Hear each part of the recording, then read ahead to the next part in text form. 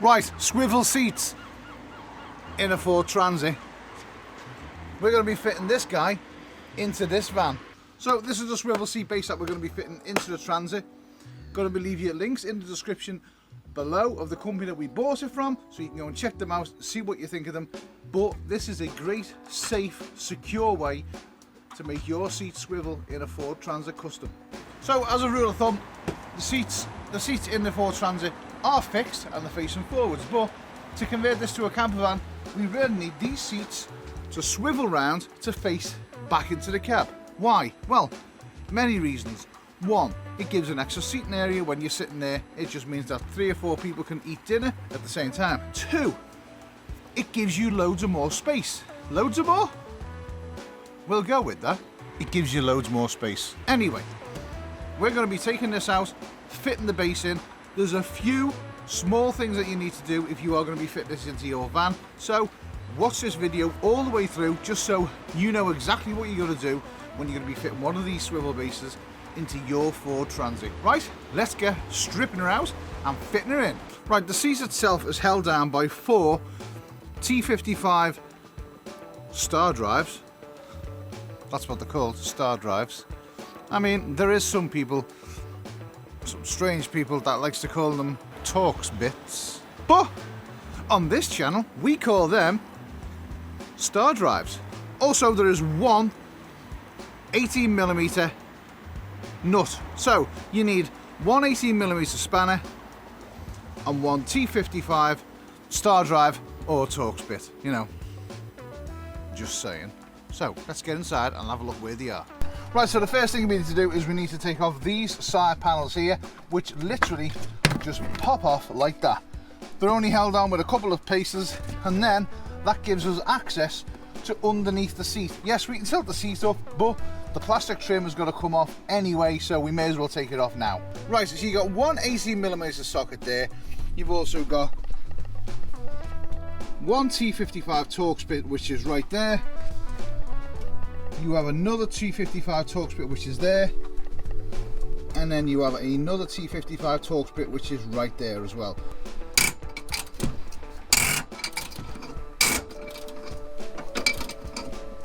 These are a nightmare, so we're going to break out the big guns. I don't mean these fellas. She's hiding over there. She's the big gun.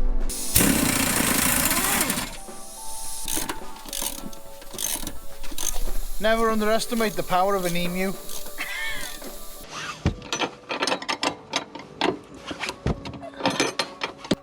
Right, now that I've single-handedly taken all these nuts out on my own and struggled like an idiot,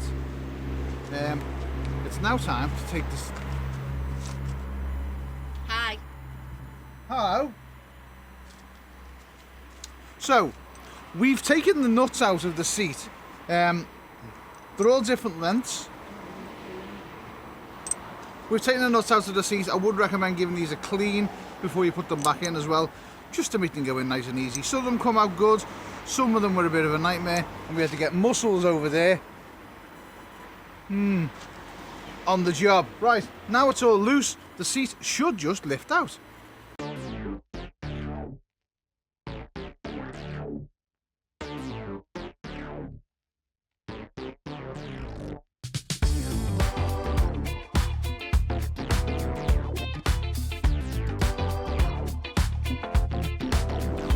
Right, now we've got the seats in the back, we can give the front a bit of a clean, because it's hanging.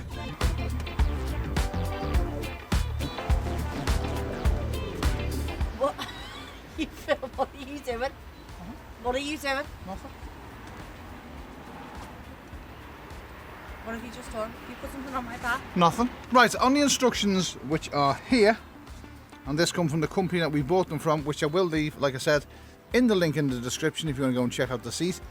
There's a diagram of things that you need to do.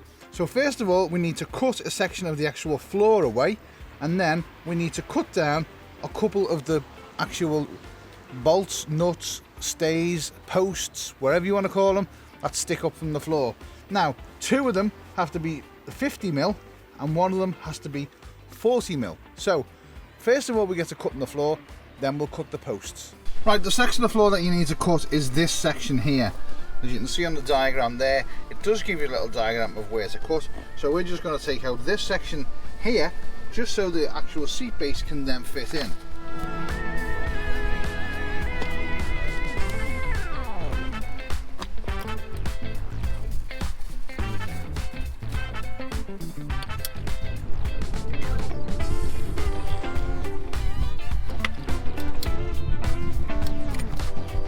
There we go. Underneath there is a wiring cowling, so don't go crazy when you're cutting through with your knife, because you don't want to be cutting through this or any of the wires, or you know, sometimes this mightn't be on. Just be careful when you're cutting through it.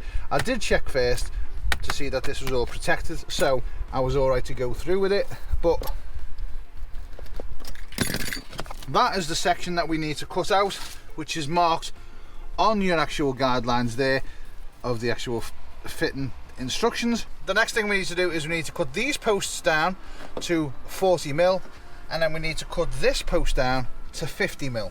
So we're going to mark up from the floor 50mm up on there, and then we're going to mark up from the floor on there 40mm on each one, and then basically the seat base will sit on top of that there.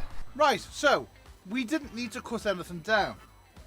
Basically on the instructions it said if you do need to cut it down if required, they are the specific measurements for them to cut you down.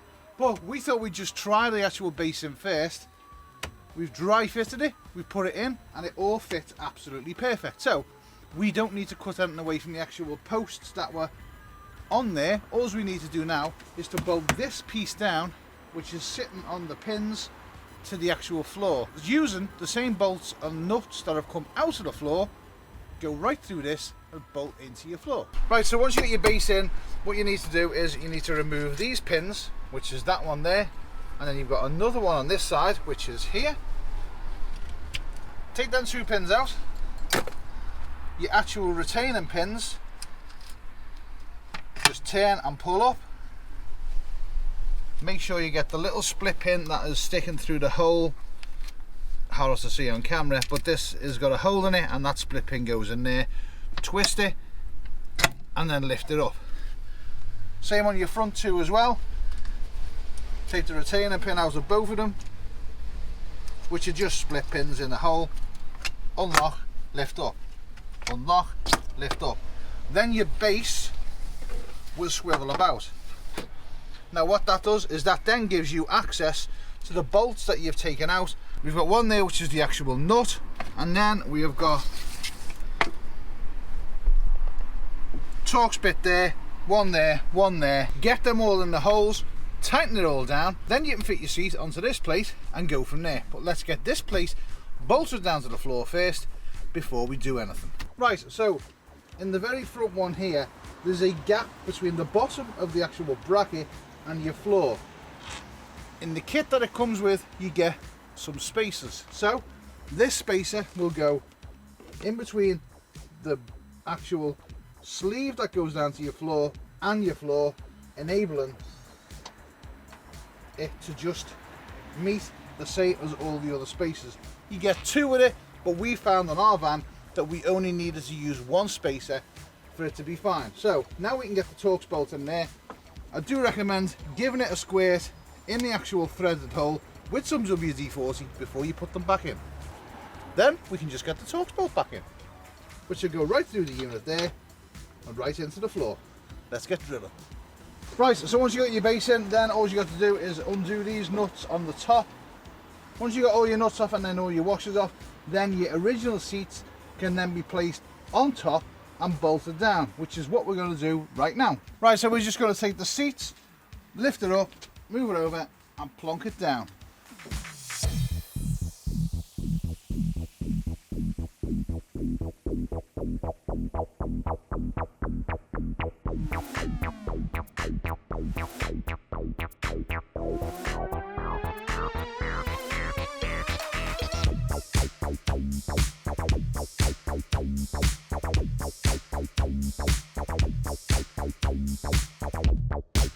So just get in there, bolt the seat base down to the actual framework of the actual swivel base. Make sure it's all tight and secure.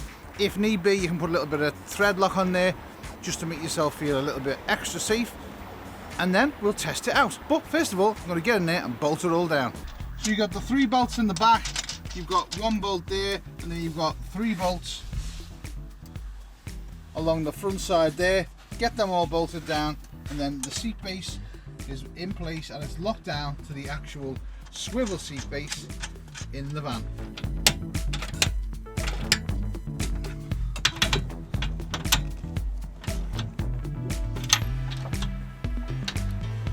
Right, got these 3, that one all tightened down. Just going to do the back ones now, which won't be able to film because it's in a stupid position and it's getting a bit dark. Right, that's it. Seats are in place, all bolted down to the actual mechanism itself. All you got to do is undo them 4 pins in the top, and then your whole seat will swivel round. Let's give it a try.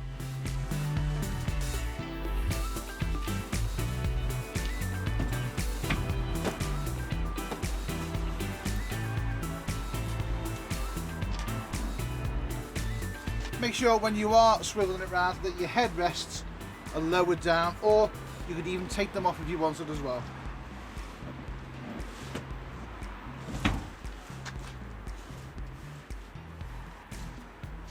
And then your seat belt, I would just give it a pull and then just tuck it in behind the seats. So there you go, backwards facing seats, fitted into a Ford Transit Custom with minimal effort as well. You need a couple of tools, nothing really hard. Most of you should have that type of stuff lying around your garage anyway. Like I said before, we'll leave the link in the description below where you can actually buy the same seat base that we got from online. Emma bought it from somewhere, so I'm not too sure, but you know, don't forget, leave us a comment, give us a thumbs up. And don't forget to subscribe. Don't for what? I don't know. Really? You really messed that up, didn't you? Was that like don't forget to subscribe? That was the one. Right, okay. She's just come out from making tea and an impromptu mess up there. Well done. Go you. Okay, just leave me hanging there, why don't you? No, forget it. No. Subscribe, please. Give us a thumbs up. I've damaged my hands, so I'm a bit... Lid. Goodbye. Whatever you do, do it well. See you next week. And hopefully the weather in the UK will allow us to do more on this damn van because it's been raining for 3 weeks. Oh yeah. And snow. Tea time. Ta-ta for now, as Beanie says. Ta-ta for... Trying to be serious here. See you next week.